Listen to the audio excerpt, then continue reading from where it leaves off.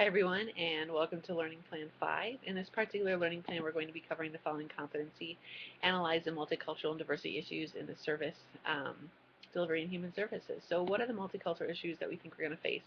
I know sometimes in the central Wisconsin area we question, do we really have diversity? And I would argue with you, absolutely we have diversity. We have cultural issues.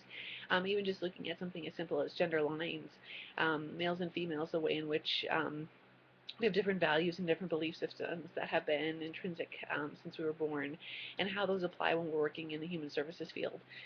Different cultures that we may come in to contact with, different religions, different ethnicities, all those sorts of things come into play when we're talking about how we're going to interact with clients multiculturally, and what is our role as far as making sure that we are competent in this area. Keeping in mind that if we have a particular issue with someone of a different culture, it's not the client's issue, it's our issue. So keeping that in mind as we work through. So we're going to be covering a lot of really great information in this particular learning plan as well. So as we jump into Learning Plan 5, keeping in mind, again, we have those same two discussion board responsibilities. The case studies again need to be cited, as well as the large discussion board topics as well. But in this particular learning plan, we're covering Chapter 4. And Chapter 4 is a really foundational chapter again. In this particular chapter, we're going to be covering a lot of really important things, I think.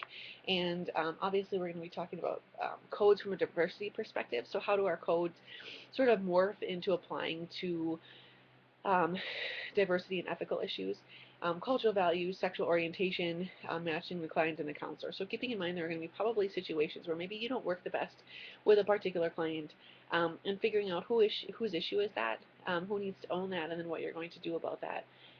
So hope you enjoy this learning plan.